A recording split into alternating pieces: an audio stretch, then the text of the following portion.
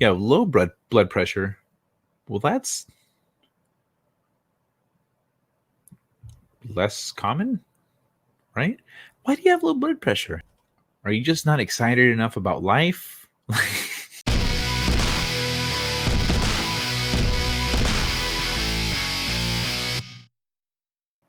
Doctors overlook a curable cause of high blood pressure. A hormonal abnormality is gaining recognition as a common cause of hypertension, but few patients are screened for it. In early 2013, after Erin Consuegra gave birth to her second child at age 28, her health nosedived. She developed worrying symptoms, including extreme fatigue, fluttery heartbeats, and high blood pressure. She said her doctor prescribed blood pressure medication and chalked it up to stress, but Consuegra, an elementary school teacher by training, didn't buy it. It's like you think staying home all day with two kids is causing these real medical issues. She said it was offensive to just write it all off to stress and anxiety. Researching her symptoms online and through family members in the medical field, Consuegra learned of a little known syndrome called primary aldosteronism, in which one or both adrenal glands, small structures that sit atop the kidneys, overproduce a hormone called aldosterone. Aldosterone increases blood pressure by sending sodium and water into the bloodstream, increasing blood volume. It also lowers potassium, a mineral that Consuegra was deficient in. Her primary care physician agreed to run a blood test to screen for the condition, but insisted that the result was normal and balked at Consuegra's request to see a specialist. She took it as me questioning her, Consuegra said. Getting a referral, she added, took a lot of fighting, a lot of tears, and a lot of advocacy on my part. Consuegra's story has a relatively happy ending. Doctors at Vanderbilt University Medical Center eventually diagnosed her with primary aldosteronism and found a small nanocancerous tumor or adenoma in one of her adrenal glands, known to often be a cause of the condition. After doctors removed the gland in July 2014, her symptoms disappeared. Millions of other patients are not so lucky. More than 6 decades after primary aldosteronism was described in the medical literature, less than 1% of cases are diagnosed and treated, despite evidence that it is a common cause of high blood pressure or hypertension. The syndrome shows up in people with mild, moderate, and severe hypertension, and even in those with normal blood pressure. According to a comprehensive 2020 study, the prevalence of primary aldosteronism is high and largely unrecognized. The study authors wrote in the Annals of Internal Medicine, adding that it may account for high blood pressure that has no identifiable cause and is typically attributed to genetics, poor diet, lack of exercise, and obesity. Well, I mean, if you are obese, though, it doesn't hurt to maybe do some sit ups and eat better. Closing the diagnosis of treatment gap poses a series of challenges, experts say. My physicians haven't gotten the message that primary aldosteronism is common, so they don't look for it. Screening tests can be tricky to interpret and miss a lot of cases. Complicating matters, primary care groups whose members treat the bulk of hypertension have so far declined to develop relevant guidelines.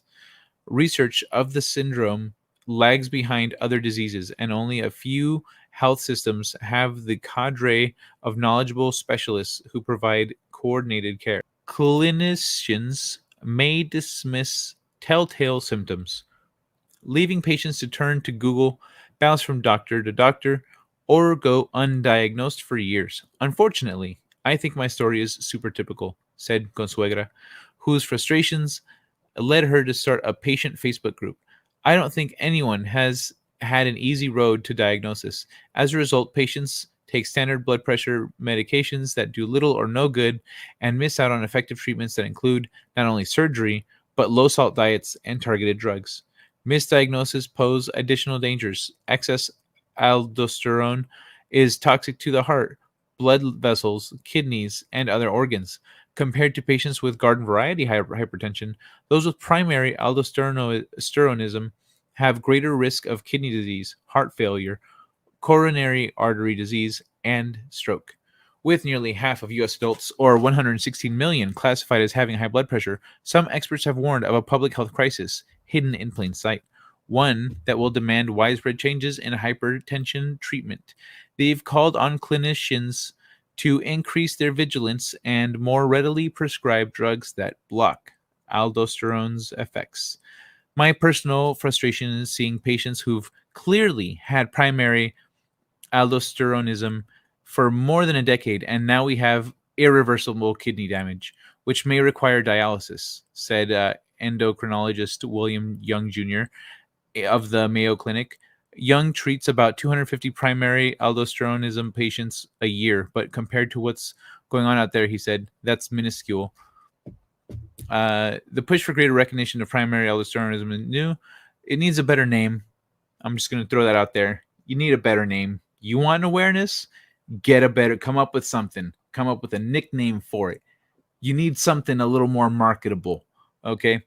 Since 2008, the Endocrine Society, a medical organization dedicated to the advancement of hormone science and public health, has recommended screening patients who have red flags such as low potassium and adrenal mass that shows up on a scan, or drug-resistant hypertension, defined as blood pressure that is uncontrolled despite the patient taking 3 different kinds of antihypertensive medications at their maximally tolerated doses. Family history of early onset hypertension or stroke before the age of 40 are other signs. In 2017, an American College of Cardiology and the American Heart Association incorporated the directive into a hypertension treatment guideline. Screening usually entails a roughly $150 blood test called the aldosterone to renin ratio, or ARR. Renin is an enzyme produced by the kidneys that triggers a chain reaction that leads to aldosterone production.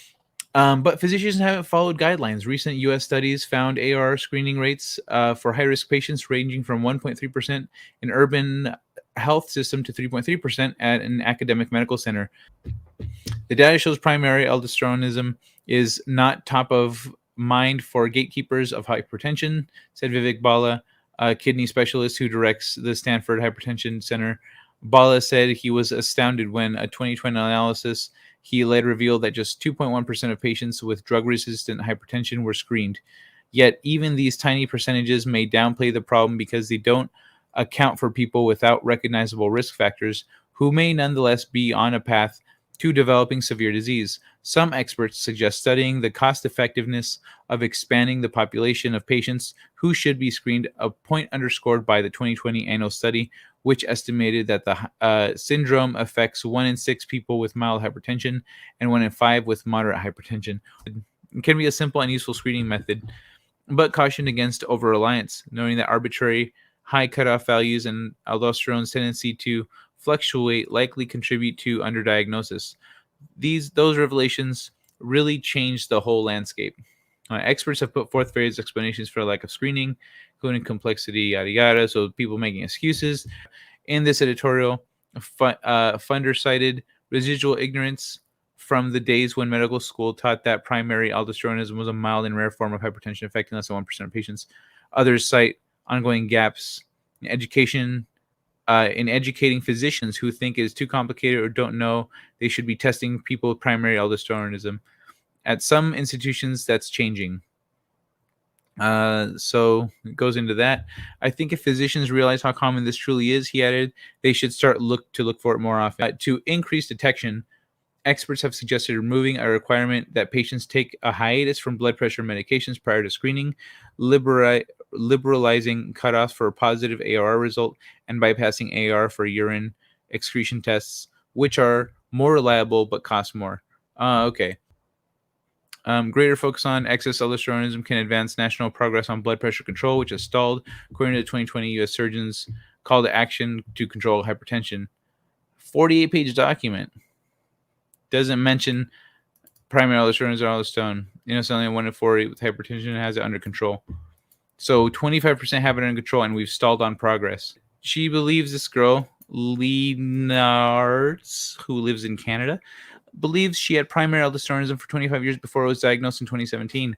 Both of her adrenal glands produce excess aldosterone, which means she is not a candidate for surgery, and she does not tolerate either available drug. Instead, she tries to manage her disease with a standard blood pressure lowering drug and strict low sodium, high potassium diet. At age 58, her liver and kidney functions are declining, and she has insomnia, difficulties with memory and focus, and painful inflammation.